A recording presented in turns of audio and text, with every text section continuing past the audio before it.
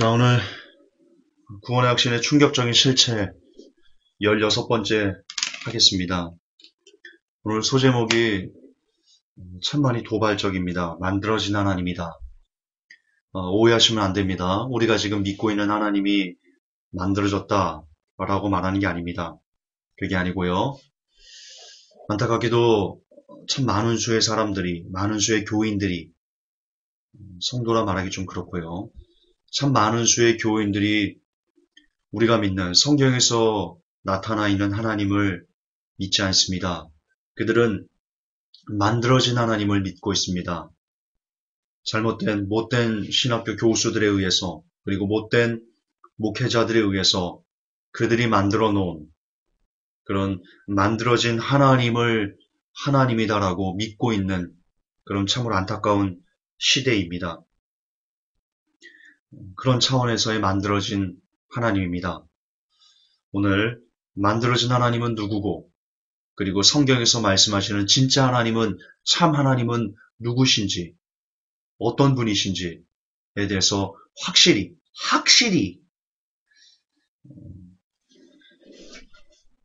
알 수 있는 그런 시간이 되기를 원합니다. 오늘 설교의 목적을 먼저 좀 설명드리겠습니다. 하나님에 대해서 바르게 알아야 됩니다. 오늘 설교의 목적은 하나님에 대해서 아까도 얘기한 것처럼 만들어진 하나님이 아니고 진짜 성경에서 말씀하시는, 성경에서 나타나시고 성경에서 스스로 그분께서 계시하신 I am 이라고 말씀하신 그 하나님이, 성경의 하나님이 어떤 하나님이신지에 대해서 바르게 알기 위해서 오늘 설교를 준비했습니다. 왜냐하면 그래야지만 우리의 구원자에 대해서 우리가 바르게 알게 되기 때문입니다. 과거 여러분, 이스라엘 백성들은 출애굽을 시켜주신 하나님에 대해서 그들이 알지 못했습니다.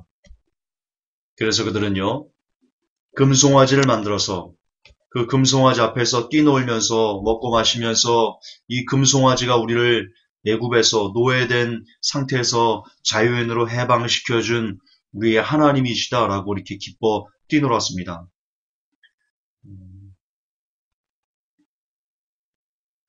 그런데 안타깝게도 지금 이 시대 금송아지를 만들어 놓고 이분이 우리를 구원하시는 하나님이시다라고 그렇게 뛰노는 사람들이 너무나 많다는 것, 참으로 깊은 슬픔이 아닐 수 없습니다. 성경은 얘기합니다. 내 백성이 지식이 없음으로 망한다. 그렇습니다. 하나님에 대해서 바르게 알지 못하면 우리는 망합니다. 하나님에 대한 바른 지식이 있어야지만 결국 우리는 참 구원이 뭔지, 진짜 구원의 길을 올바르게 걸어갈 수 있게 될 것입니다. 만약 여러분이 하나님에 대한 바른 지식을 갖지 못하고 있다면 여러분은 아마 죽어서 이렇게 소리치는지 모릅니다.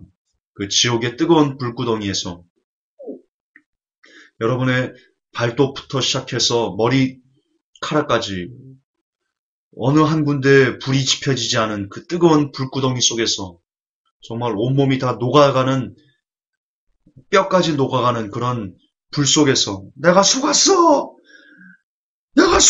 목사들에게 속았어! 여러분이 그렇게 소리 지를는지 모릅니다.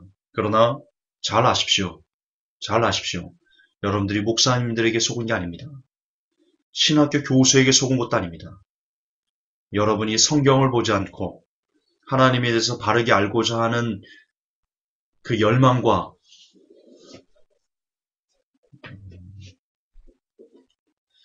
어쨌든 여러분의 책임입니다. 여러분이 성경을 보지 않고 여러분이 성경 안에서 하나님에 대해서 바른 하나님이 무엇인가를 찾으려고 애쓰지 않은 그 죄의 대가입니다. 따라서 설교의 목적 다시 하나만 딱 말씀드리겠습니다. 오늘 하나님에 대해서 바르게 합시다. 금송아지 하나님이 아니고 진짜 참 하나님이 누구신지 바르게 합시다. 설교의 목적 두 번째입니다. 그러기 위해서 오늘 하나님에 대해서 바르게 알기 위해서 우리가 무엇을 해야 되냐면, 오늘도 어떤 신학자가 참 어처구니없는 주장을 하고 있습니다. 이 구원에 대해서, 하나님에 대해서, 하나님의 속성을 완전히 깡그리 뭉개버리는 그런 너무나 안타까운 그런 주장을 하고 있습니다. 오늘 그 주장이 성경적으로 어떤 오류를 갖고 있는지, 그리고 성경적인 오류를 떠나서 그냥 일반적인 상식 수준에서 어떤 오류를 갖고 있는지를 확인할 것입니다. 그래야지 우리는, 여러분들은 하나님에 대해서 바르게 알 수 있는 그런 지혜와 지식을 얻을 수 있기 때문입니다.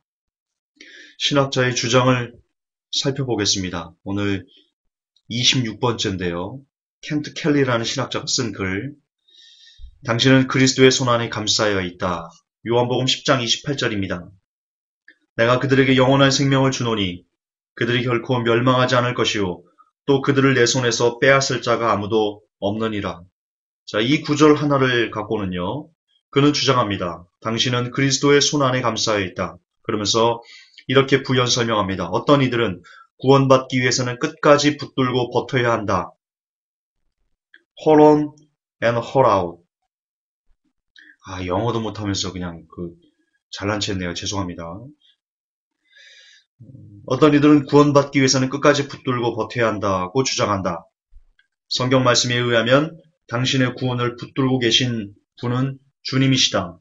그러므로 결단코 끝까지 붙들고 버텨야 한다는 것은 이단이다. 이런 식으로 얘기하는 겁니다. 당신은 구원을 잃지 않는다. 절대로 구원을 잃어버리지 않는다. 이렇게 주장합니다. 참고로 여러분, 제가 여러분들에게 사진을 하나 좀 보여드리겠습니다. 자, 여러분들이 지금 듣고 계신 설교는요, 여기 보면 대한예수교 장로회 총회라고 마크 보이시죠? 십자가, 그리고 이게 통합교단 마크입니다. 통합교단 마크. 여러분, 한국 교회는 장로교가 교세가 굉장히 큽니다. 제가 알기로는 한 70% 정도가 장로교로 알고 있는데요. 그 중에서도 그러니까 이렇게 우리가 그냥 평균적으로 보면 됩니다. 한 1000만의 성도가 있다. 물론 1000만 아니지만 그냥 계산하기 편하게 1000만의 성도가 있다. 그런데 한국 교회 70%가 장로교다. 그러면 1000만 명의 성도 중에 700만 명은 장로교 교인이다. 그렇게 간단하게 우리가 말할 수 있습니다. 그런데 장로교 중에서도요, 두 개의 큰 교단이 양분하고 있습니다. 물론 기타 고신도 있고 백석도 있고 그렇지만 크게 양분하고 있는 두 교단이 있습니다. 바로 합동과 통합입니다. 그 통합 교단 홈페이지입니다. 우리나라 통합 교단 홈페이지에요. 지금 이 글이 올라와 있습니다. 구원받는 사람이 구원을 이룰 수 없는 50가지 성경적인 이유라고 해가지고요. 이 작성자가 목사님이신데요. 이것이 버젓이 1번부터 50번까지 지금 우리가 아니다, 옳지 않다 라고 말하는 것입니다. 그런데 이게요, 안타깝게도 정상적인 것처럼, 지금 글자가 깨져서 잘 안 보이나요? 좀 더 크게 해드릴게요. 자, 이제 보이실 겁니다. 자, 마크 먼저 보시고요. 통합 마크 보이시죠? 그리고 성도의 견인 50가지 성경적인 이유, 이게 통합교단 홈페이지에 버젓이 올라와 있습니다. 다시 말해서 장로교는 이것이 성경적이다 라고 말하고 있는 겁니다. 안타깝지 않을 수 없습니다. 그러나 우리는 지금 1번부터 오늘 16번인데요. 1번부터 15번까지 여러분들이 설교를 들으셨습니다. 글도 보셨습니다. 어떻습니까? 성경적입니까? 여러분, 성경적이었습니까? 구원의 확신의 충격적인 실체 1편부터 15탄까지 여러분들이 들으셨고 지금 이제 16탄을 듣고 계시는데 과연 성경적이었습니까? 성경적인 게 단 1%라도 있었습니까? 죄송하지만 1%도 없었습니다. 성경적인 게. 정말입니다. 그런데 오늘날 한국교회를 양분하고 있는 장로교회 통합교단에서 그 홈페이지에서 버젓이 비성경적인 구원의 확신이 성경적이다라고 사람들에게 가르쳐지는 이런 안타까운 시대를 여러분들이 살고 있습니다. 정말 슬픔이 가득한 정말 아플 수밖에 없는. 제가 1번부터 50번까지 다 할 겁니다. 낱낱이 할 겁니다. 여러분들 1번부터 50번까지 다 들어보시면 정말 한국교회, 특히 장로교회 구원론이 얼마나 왜곡되는지, 얼마나 비틀어졌는지, 얼마나 비성경적인지. 죄송하지만 교회 가서 설교 듣는 것이 오히려 죽음의 물을 먹고 지옥으로 떨어지는 그런 지름길로 쏟아져 나가는, 손살같이 지옥으로 쏟아져 나가는 그런 설교일 가능성이 대단히 높다는 것을 여러분 1번부터 50번까지 다 들으시면 고개가 끄덕여지시면서 가슴이 아플 겁니다. 심장이 갈기갈기 찢어지는 것 같은 그런 슬픔을 느낄 것입니다. 오늘도 마찬가지입니다. 오늘도 마찬가지입니다. 신학자는 요한복음 10장 28절을 근거로 내가 그들에게 영원한 생명을 주노니 그들이 결코 멸망하지 않을 것이요 또 그들을 내 손에서 빼앗을 자가 아무도 없느니라 라는 한 구절만 딱 떼어서 당신은 그리스도의 손안에 감싸에 있어서 절대로 당신은 구원을 잃어버리지 않는다. 끝까지 하나님이 당신을 붙들고 있다라고 말하고 있습니다. 그리고 이것을 장로교의 거의 절대다수의 목사님들은 이것을 그대로 무비판적으로 신봉하고 있습니다. 물론 아니 그런 목사님들도 계십니다. 그러나 그렇지 않은 목사님들은 죄송하지만 이 장로교의 횡포에 의해서 저도 장로교에서 신학을 했지만 장로교는 횡포를 부리고 있습니다. 이것이 아니다. 성경적인 구원론은 이것이 아니다 라고 말하는 사람들을 가차없이 이단이야 라고 정죄하고 매도하고 깔아뭉개고 그들이 교계에서 설 자리가 없게 만들어버리고 있습니다. 오늘날 장로교의 횡포가 얼마나 극심한지 성도 여러분들은 깨달아 하셔야 됩니다. 신학자의 무지를 여러분 이제 분석해 드리겠습니다. 이 신학자가 말한 것이 성경적으로 어떤 오류를 갖고 있는지, 그리고 성경을 떠나서 일반적인 상식 수준에서 얼마나 몰지각한, 얼마나 비합리적이고, 얼마나 비이성적이고, 그리고 나아가 하나님을 어떻게 이 사람이 이 신학자가 똥으로 만드는지 그것을 증명해 드리겠습니다. 먼저 성경적인 오류에 대해서 말씀드리겠습니다. 회복교회 카페에 보시면 칼빈주의는 쓰레기다. 1, 2, 3탄이 있습니다. 그 안에 있는 글에 이에 대해서 제가 분명히 아니다. 그 뜻이 아니다라고 증명을 해놓은 글이 있습니다. 그리고 이에 관련해서 설교도 한 3차례 이상 한 걸로 제가 기억합니다. 또 하겠습니다. 성경적인 오류. 한 번 더 읽을게요. 요한복음 10장 28절 직접 펼치시고 보시기 바랍니다. 내가 그들에게 영원한 생명을 주노니 그들이 결코 멸망하지 않을 것이요 또 그들을 내 손에서 빼앗을 자가 아무도 없느니라. 자, 이 내용을 거듭 반복할게요. 신학자는 절대로 구원을 잃어버리지 않는다 라는 근거 구절로 사용하고 있습니다. 성경적인 오류를 증명해 드리겠습니다. 먼저 영생을 준다. 지금 개역 한글에는 과거형으로 되어 있는데요. 물론 킹제임스도 과거형으로 되어 있습니다. 원어는 과거형이 아닙니다. 영생을 주노니에서 이 주노니 디돔인데요. 원어로. 헬라어 원어로 디돔입니다. 현재형입니다. 현재형 아시죠? 과거, 현재, 미래 아시죠? 이거 두 번 설명할 필요가 없습니다. 현재형입니다. 영생을 준 게 아니고 지금 주고 있는 중인 겁니다. 하나님께서. 우리 주께서. 자, 예수님 입장에서는 지금 영생을 그들에게 주는 중이고요. 우리 입장에서는 예수님이 주시는 그 영생을 지금 현재 잡고 있는 겁니다. 자, 예를 듭시다. 현재형을 여러분들이 이해할 수 있는 가장 정확한 예를 좀 들어드리겠습니다. 여러분들이 절벽에 떨어집니다.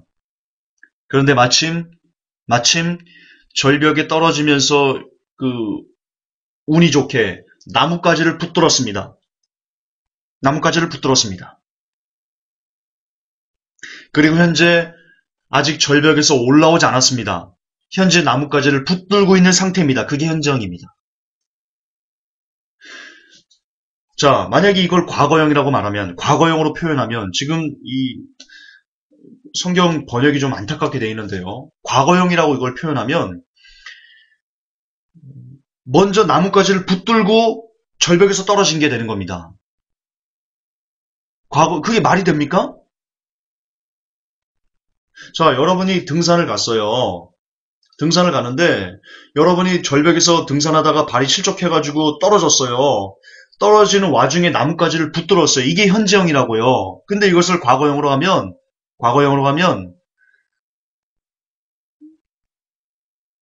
어떻게 설명해야 되나? 그냥 나뭇가지를 붙들고 절벽에 떨어지는 거예요. 이게 말이 됩니까? 나뭇가지를 붙들고 어떻게 절벽에 떨어집니까? 먼저 절벽에서 떨어져야지 나뭇가지를 붙드는 거죠. 이게 현재형과 과거형의 심각한 차이입니다. 그것도 반복하지만 영생을 주노니 의 디도미는 현재형입니다. 영생을 주고 있는 중입니다. 여러분이 나뭇가지에 떨어졌고 절벽에서 떨어졌고 나뭇가지를 지금 붙들고 있는 중입니다. 이걸 놓치면 절벽에서 떨어집니다. 죽습니다. 끝까지 붙들어야 되는 겁니다. 나뭇가지를. 누가 와서 구워줄 때까지.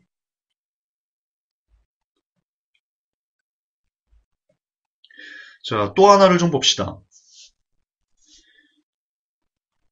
이게 과거형이 아니지만 현재형이지만 과거형이라고 막 이빨을 막 바득바득 깔면서 과거형이야! 과거형이 괜찮아! 그렇게 막 이빨을 막 딱딱딱딱 막 하면서 저한테 따져 물으신다면 그래서는 안 되지만 이게 분명히 시제가 현재형인데 과거형이라고 왜 말합니까? 아버지를 불러야죠. 그러나 목에 핏대를 세우면서 과거형이야! 이렇게 막 싸우려고 덤벼든다면 그래서는 안 되지만 제가 인정해드리겠습니다. 예, 그래요. 과거형이라고 칩시다. 그럼에도 불구하고 성경적인 오류가 있습니다. 뭐냐면요. 이겁니다. 하나님은 누구에게 영생을 주시는가에 대한 문제입니다. 하나님은 누구에게 영생을 주실까? 자, 여러분 주위에 마약하는 사람이 있다고 칩시다. 걸렸습니다. 최근에 조덕배 씨 또 대마 흡입하다가 걸려 들어갔더라고요. 그 사람은 어떻게 됩니까?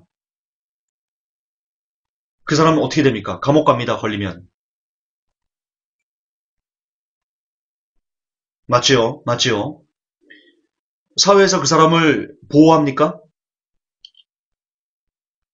자, 좀 더 비근한 예를 들읍시다. 제가 추상적이지 않고 구체적으로 여러분들에게 얘기하고 싶어서 예를 좀 드는 겁니다. 자, 어떤 아들이 있습니다. 그 아들이 마약을 합니다. 마약이 찌들었습니다. 팔을 보면 막 그 구멍이 숭숭숭 나 있습니다. 어머니가 그걸 압니다. 아버지도 그걸 압니다. 근데 부모님이 그 아들을 사랑해서요. 그 마약하는 것을 감춰줍니다.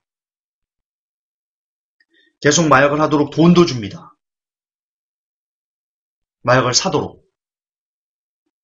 자, 그게 발각됐습니다. 발각돼서요. 그 부모들은 마약 방조죄로 걸립니다. 마약 방조죄가 있나요? 뭐 있다고 칩시다. 그러면 사회에서 매스컴에서 그걸 보았을 때 네티즌들이 뭐라고 말을 할까요? 마약을 한 사람보다 마약을 한 그 아들보다 마약을 하도록 부추기고 마약을 하도록 방조하고 마약을 하도록 마약을 살 수 있도록 돈을 준 그 부모를 향해서 네티즌들은 손가락질을 할 겁니다. 이 쳐죽일 놈들, 네가 아이를 망쳤어, 네가 아들을 망쳤어. 그렇게 정말 핏대를 세우면서 그 부모에게 그 죄의 화살을 돌릴 겁니다. 여러분 마찬가지입니다.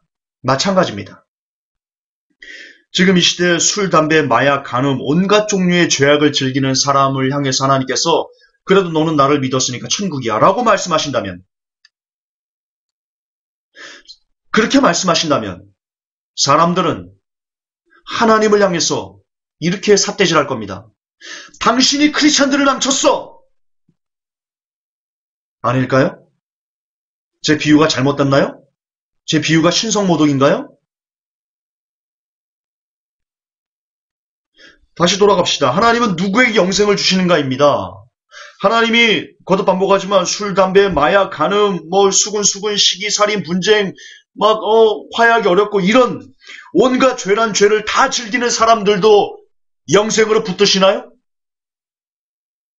그래도 너는 나를 믿었으니까 너는 구원 그러시나요? 그게 믿는 건가요, 하나님을? 그렇잖아요. 하나님은 그런 사람, 죄를 즐기는 사람 영생 안 줍니다. 안 붙듭니다. 오히려 죄를 즐긴 사람은 버려버립니다. 그게 하나님의 공이고 그게 하나님의 사랑입니다.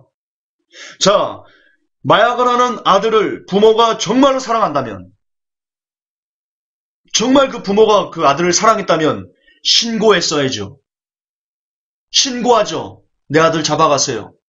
내 아들 잡아가서 저 격리해서 더 이상 이 아들이 마약을 못하도록, 그래서 죽지 않도록 좀 도와주세요. 그렇게 말하겠죠. 정말 아들을 사랑한다면. 마찬가지입니다. 하나님이 정말 성도를 사랑한다면, 성도가 죄악에 깊게 물들어 있으면 그를 정죄하고 때리시고 그를 아프게 하시고, 그래서 그가 죄가 죄라는 것을 깨닫게 하셔서 회개하도록 그렇게 인도하시지. 그대로 죄를 져도 괜찮아. 그대로 보호하셔. 그대로 끝까지 너는 나를 믿었으니까 무조건 천국이야. 무조건 견인이야. 그따구로 하지 않아요. 그런데 지금 이 시대 목회자들은 하나님이 그러신 분이시라고 얘기하고 있어요. 아니에요. 그들이 만든 하나님이에요. 그 못된 목회자들이 만든 하나님이에요. 만들어진 금송아지예요. 성경의 하나님은 그러신 분이 아니에요. 성경의 하나님은 성도가 죄를 지면, 그리고 그 죄를 끝까지 버리지 않고 회개하지 않고 그 죄를 끝까지 즐기고 있으면 하나님은 가차없이 그를 찍어서 지옥불에 던져 넣으시는 분이세요. 성경은 얘기하고 있어요. 그렇게 뚜렷이 얘기하고 있어요. 무슨 헛소리 하는 거예요, 신학자들. 무슨 헛소리 하는 거예요, 통합. 큰 교단이면 다예요? 대형 교단이면 다예요? 돈 많으면 다예요? 교회 수 많으면 다예요? 웃기지 마세요. 웃기지 마세요. 그런 쓰레기 같은 구원론을 버젓이 홈페이지에 올려놓고 무슨 신학생들을 가르친다고 지랄을 하고 있는 거예요. 웃기지 마세요, 통합. 웃기지 마세요, 합동. 한국 장로교회 웃기지 마!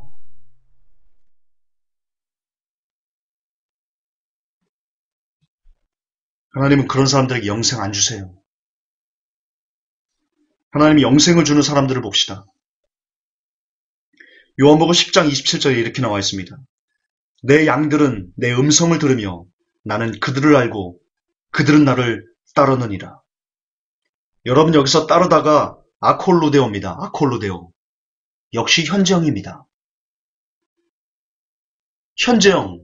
여러분이 절벽에서 떨어졌으면 나뭇가지를 계속 붙들고 있어야 됩니다. 현재적으로 계속 안 떨어지기 위해서 그 나뭇가지를 끝까지 붙들고 있어야 됩니다.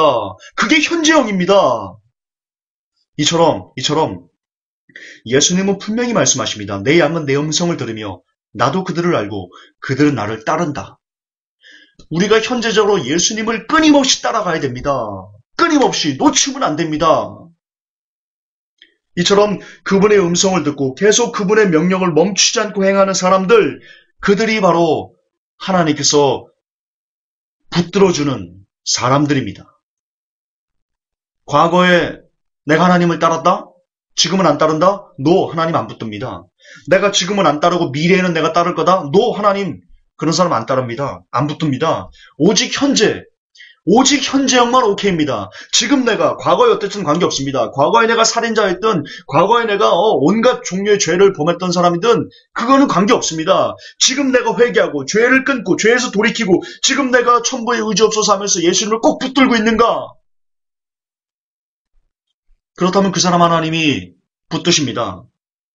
그런데 지금 내가 하나님 꼭 붙들고 있는데 이걸 놓쳤어요. 더 이상 내가 붙들지 않아요. 하나님 그를 찍어버립니다. 기억하셔야 됩니다. 현재만 중요합니다. 우리는 현재만 사는 사람입니다. 이에 대한 성경적인 증명들 몇 가지만 더 보여드리겠습니다.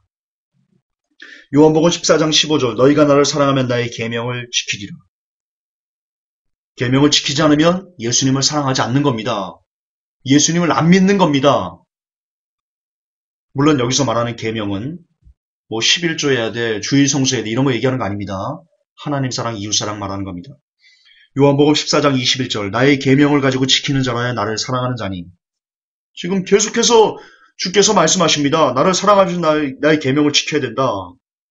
요한복음 15장 10절 내 아버지의 계명을 지켜 그의 사랑 안에 거하는 것 같이 너희도 내 계명을 지키면 내 사랑 안에 거하리라. 예수님의 계명을 지켜야지만 현재적으로 그것을 계속 붙들어야지만 구원이다라고 계속 성경은 얘기하고 있습니다. 요한일서 2장 3절 우리가 그의 계명을 지키면 이로써 우리가 저를 아는 줄로 알 것이요. 할렐루야. 계속해서 강조합니다. 요한일서 2장 4절 저를 아노라 하고 그의 계명을 지키지 아니하는 자는 거짓말하는 자요. 자, 주의 명령을 지금 현재적으로 따르지 않고 있으면 그러면서도 나는 주님을 안다. 나는 구원받았다. 나는 내게 구원의 확신이 있다. 무슨 죄를 지어도 나는 구원을 잃어버리지 않는다 라고 말하는 것은 모두 성경은 뭐라고 말합니까? 거짓말하는 거야. 지금 그렇게 얘기하고 있습니다. 단정적으로 그렇게 얘기하고 있습니다. 성경이 그렇게 얘기하고 있습니다.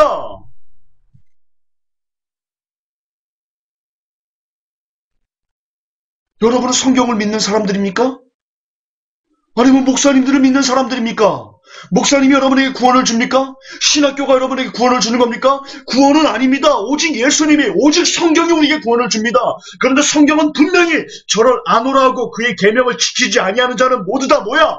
거짓말하는 자야. 그렇게 얘기하고 있습니다.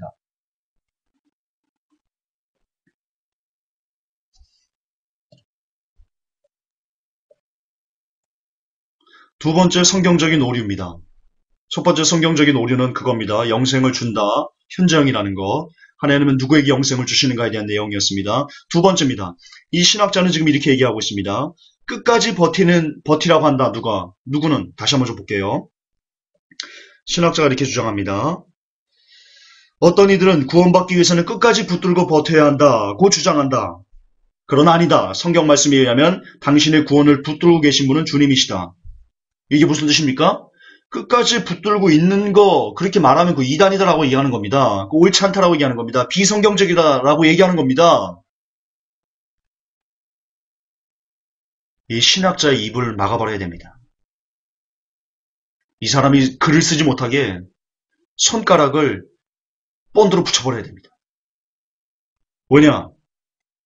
지금 귀신 신나라 까먹는 소리를 하고 있거든요. 성경은요. 완전 반대로 얘기합니다. 성경은 끝까지 그가 붙들어야 된다. 그렇게 얘기하고 있습니다. 성경은 그렇게 얘기하고 있습니다. 근거를 보여드리겠습니다. 빌립보서 2장 12절 그러므로 나의 사랑하는 자들아 너희가 나 있을 때뿐 아니라 더욱 지금 나 없을 때에도 항상 복종하여 두렵고 떨림으로 너희 구원을 이루라. 이게 뭡니까? 끝까지 두렵고 떨림으로 너희 구원을 이루라가 뭡니까? 무슨 뜻입니까? 끝까지 붙들라는 뜻입니다. 지금 사도 바울 선생은 끝까지 붙들어라. 구원을 이루어야 된다. 그렇게 얘기하고 있는데 지금 이 시대 신학자와 목회자들은 구원을 끝까지 붙들고 있다라고 말하면 옳지 않다. 구원을 붙들고 계신 분은 주님이시다. 지금 그렇게 헛소리들을 하고 있습니다. 그리고 그렇게 헛소리를 해서 레포트를 내야지 A 학점을 줍니다. 세상이 미쳐 돌아가고 있습니다. 히브리서 4장 1절에 그러므로 우리는 두려워할지니 그의 안식에 들어갈 약속이 남아있을지라도 너희 중에 혹 미치지 못할 자가 있을까 함이라. 역시 사도 바울 선생님이 얘기합니다. 안식에 들어갈 약속이 있다. 근데 너희 중에 미치지 못할 자가 있다. 무슨 뜻입니까? 끝까지 들어가도록 힘을 써야 된다라고 얘기하는 겁니다. 디모데 전서 5장 15절 이렇게 얘기합니다. 이미 사단에게 돌아간 자들도 있다. 무슨 뜻입니까? 이 안에 사도 바울과 함께 하나님을 위해서 사역했던 사람들, 내세의 능력을 맛봤던 사람들, 그들조차도 이미 사단에게 돌아간 사람들이 있다라고 얘기합니다. 이 신학자의 말대로 하나님께서 그들을 붙들고 계신다면, 그리고 절대로 그들을 놓지 않는다면, 절대로 그들이 구원을 잃어버리지 않는다면, 지금 사도 바울은 디모데한테 지금 사기치고 있는 겁니까? 사단에게 돌아가지도 않았는데 하나님이 여전히 붙들고 계시는데 사단에게 돌아갔다. 지금 사기치고 있는 겁니까? 사도 바울이? 누가 사기치는 겁니까? 사도 바울이 사기치는 겁니까? 아니면 목사님들이 사기치는 겁니까? 신학교 교수들이 사기치는 겁니까? 누가 사기치는 겁니까? 두 번 말하면 입이 아픕니다. 베드로서 2장 20절부터 22절까지 보십시오. 만일 저희가 우리 주 대신 구주 예수 그리스도를 알므로 세상의 더러움을 피한 후에 다시 그 중에 얽매이고 지면 그 나중 형편이 처음보다 더 심하리니 의의 도를 안 후에 받은 거룩한 명령을 저버리는 것보다 알지 못하는 것이 도리어 저에게 나으니라.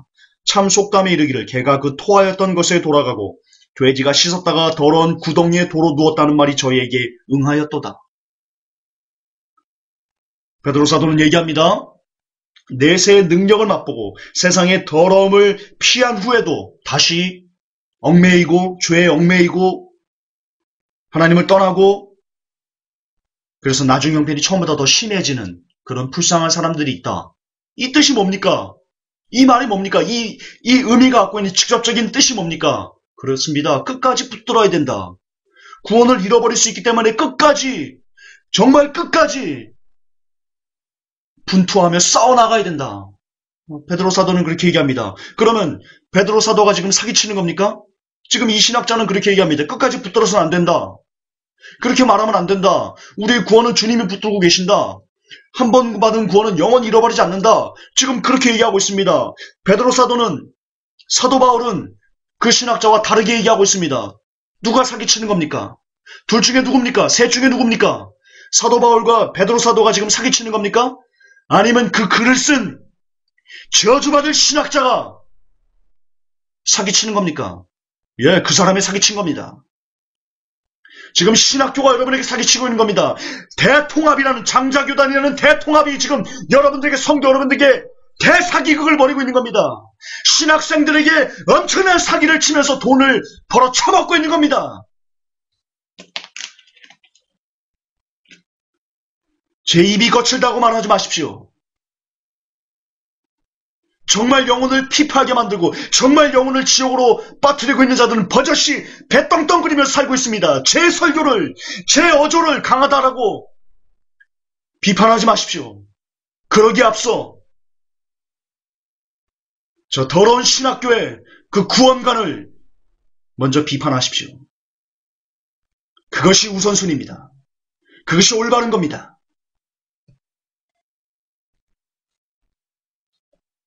따라서 버티는 것은 옳지 않다 라는 가르침의 의미는 뭐냐, 이런 뜻입니다. 지금 신학자가 성도들에게, 신학교가 성도들에게 지금 뭐라고 가르치는 거냐면, 야, 니들 천국 가지 마. 어서 지옥에서 나가. 어서 지옥으로, 죽으러 나가. 지금 그렇게 가르치는 겁니다. 정확하게 그 뜻입니다.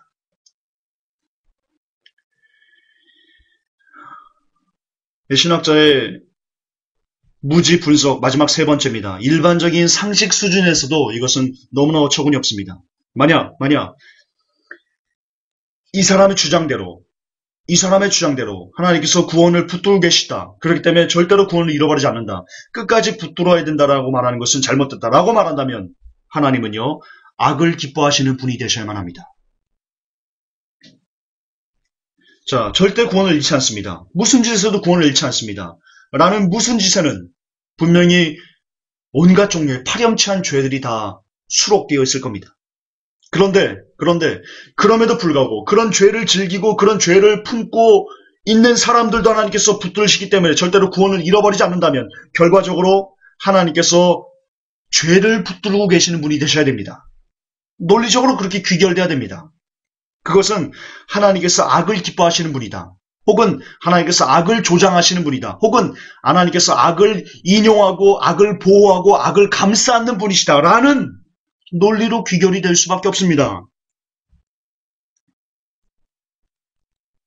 따라서 이 신학자는 지금 하나님을 악을 기뻐하고 악을 보호하며 악을 지키는 신이라는 그런 오명을 세상으로부터 받을 수밖에 없게끔, 즉 하나님을 향해서 아우 저 악을 조장하는 신, 아우 악을 좋아하는 신, 아우 저 더러운 신, 그렇게 하나님이 욕먹을 수밖에 없게끔 만드는 논리가 바로 이 신학자가 오늘 얘기한 그런 쓰레기 같은 가르침입니다.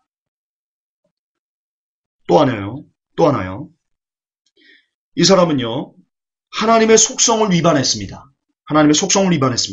하나님은요, 절대로 악을 붙드시는 분이 아니시기 때문입니다. 고린도후서 13장 7절을 보면 우리가 하나님께서 너희로 악을 조금도 행하지 않게 하시기를 구하노니, 하나님께서 너희로 악을 조금 더 행하지 않게 하시기를 구하노니, 예, 하나님은요, 우리가 악을 행하는 것을 원치 않으세요. 좋아하지 않으세요. 악을 붙들지 않으세요. 악을 버리세요. 악을 진멸하세요. 지금 이 신학자는 하나님의 속성을 깡그리채 파괴하고 있어요.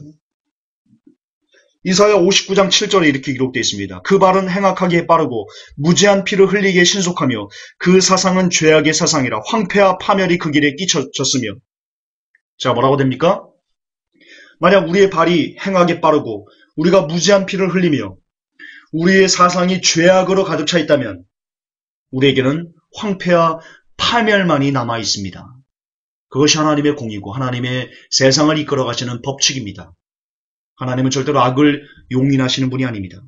베드로서 2장 5절 6절을 보세요. 5절부터 6절. 옛 세상을 용서치 아니하시고 오직 의를 전파하는 노아와 그 7 식구를 보존하시고 경건치 아니한 자들의 세상에 홍수를 내리셨으며 소돔과 고모라 성을 멸망하기로 정하여 재가 되게 하사, 이게 중요합니다. 후세에 경건치 아니할 자들에게 본을 삼으셨다. 할렐루야. 지금 성경은요, 베드로 사도는 이렇게 얘기합니다. 하나님께서 소돔과 고모라를 멸망시켰다. 옛 세상을 용서치 않았다. 홍수로 멸하셨다. 이 노아의 홍수에 대한 이 심판, 그리고 소돔과 고모라에 대한 이 심판, 그들이 다 어떻게 멸망했지? 여러분 창세기 보면 아시죠? 홍수로 멸망하기 전에 사람들이 생각하는 모든 것이 다 악해서 하나님이 한탄하셨다. 사람을 지으신 것을 한탄하셨다. 그렇게 얘기하십니다. 즉 다시 말해서 우리가 이 시대에 그리스도인이라고 하면서 밖에 나가서 온갖 죄를, 남몰래 죄를 즐기고 죄를 품고 그 죄를 버리지 않고 있으면 하나님은 우리를 향해서 그것을 보호하시고 그것을 지켜주는 분이 아니고 한탄하십니다. 내가 관훈이 죄를 왜 지었지? 진짜 내가 정말 한심스럽다. 하나님이 그렇게 한탄하신다는 겁니다. 여러분도 마찬가지입니다. 우리 창주 형제, 남모르게 죄를 막 즐기고 있으면 하나님 창조 형제를 보면서 내가 죄를 왜 지었지? 여러분도 마찬가지입니다. 이게 하나님의 범입니다. 이게 하나님의 법칙입니다. 하나님은 절대로 죄를 용인하시는 분이 아닙니다. 하나님은 그렇게 멸망한 사람들을 남겨놓으신 이유가, 성경에 그렇게 기록하신 이유가 후세에 경건치 아니할 사람들에게 본을 삼기 위해서입니다. 이런 겁니다. 너희들 이렇게 살면 죽어. 너희들 소돔과 고모라처럼 그렇게 동성애하고 온갖 죄와 온갖 음란과 이렇게 하면 너희들 죽어. 반드시 죽어. 그걸 본 삼으시려고, 그걸 보여주시려고, 알려주시려고. 그래서 기록했다라고 베드로 사도는 얘기하고 있습니다. 이처럼 지금 이 신학자는 성경적으로도 너무나 이상하고, 그리고 일반적인 상식 수준에서도 하나님을 악을 기뻐하는 하나님으로 변질시키고, 그리고 하나님의 속성을 완벽하게 파괴하면서 오늘날 성도들을 기만하고 있습니다. 성도들이 귀만 살살살 긁어주면서 그렇게 돈벌이로 하나님을 이용하고 있습니다. 벤츠 팔아, 예수 팔아 벤츠 사고 있습니다. 그렇습니다. 오늘날 칼빈주의는, 이 사람이 칼빈주의 때문에 이렇게 되는 거거든요. 칼빈주의는 하나님을 새로 만들었습니다. 여러분, 칼빈주의가 가르치는 하나님은 하나님이 아닙니다. 그 하나님은 만들어진 하나님입니다. 인간에 의해서, 로마 카톨릭에 의해서. 이 하나님의 이 예정론을 어거스틴이 가져왔지 않습니까? 예정론 칼빈이 만든 거 아닙니다. 존 칼빈이 만든 거 아닙니다. 오해하시면 안 됩니다. 어거스틴, 로마 카톨릭의 교리를 체계화시킨 어거스틴, 모든 음료와 가정한 것들의 어미인 그 로마 카톨릭을 만든 어거스틴에게서 가져온 것이 바로 예정론입니다. 구원론입니다.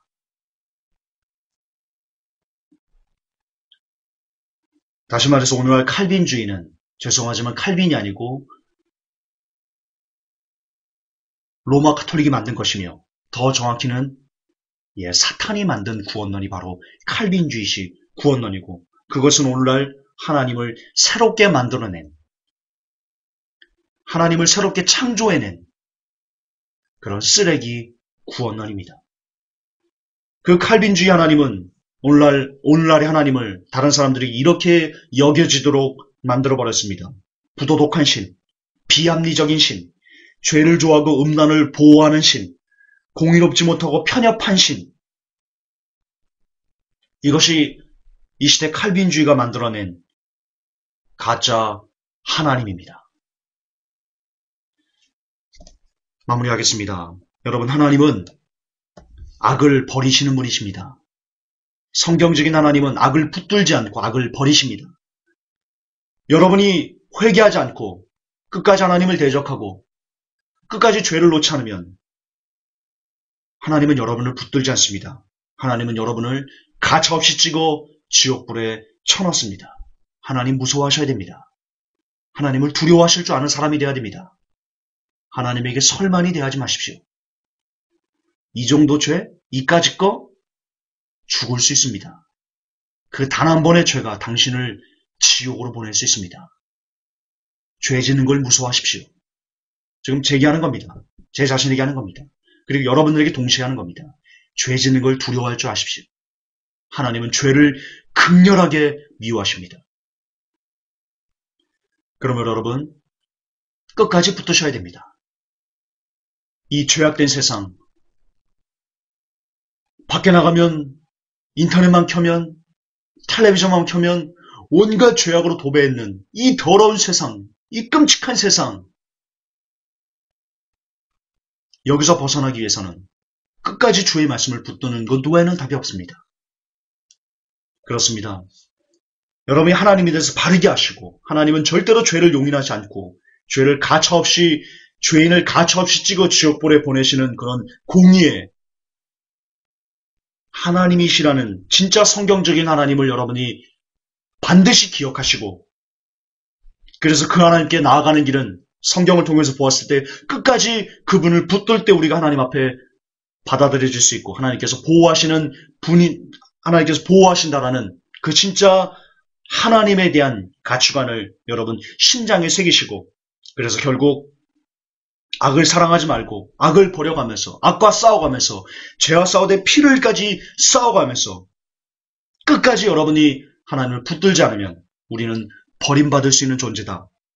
그것이 성경에서 말하는 하나님이고 성경에서 말하는 구원론이다 라는 것을 부디 여러분, 누가 뭐라고 해도 야, 회복교회 되게 두렵게 하고 그 이단이야, 행위구원자야, 누가 그런 이상한 비성경적인 말을 한다고 할지라도 부안해동하지 마시고 부디 성경을 통해 성경으로만, 성경에서만 진짜 참 하나님을 발견하시고 진짜 참 구원론을 발견하셔서 끝까지 이 마지막 때 미혹되지 않고 하나님 앞에 하루하루를 뚜벅뚜벅 걸어갈 수 있는 저와 그리고 모든 회복교회 성도 여러분들, 이 메시지를 듣는 모든 주의 백성들이 되시기를 주 예수 그리스도의 이름으로 간절히 축복합니다.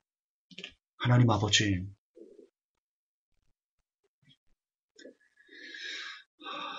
오늘 우리가 만들어진 하나님을 배우고 있습니다.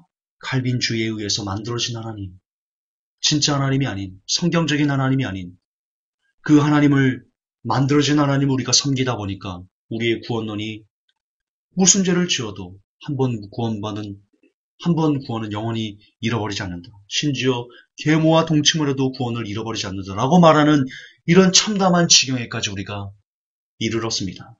칼빈이 가라지 누룩이었다면, 겨자씨였다면 그 겨자씨는, 그 칼빈이 뿌려놓은 겨자씨는 이제 이 시대에 와서 큰 나무가 됐습니다.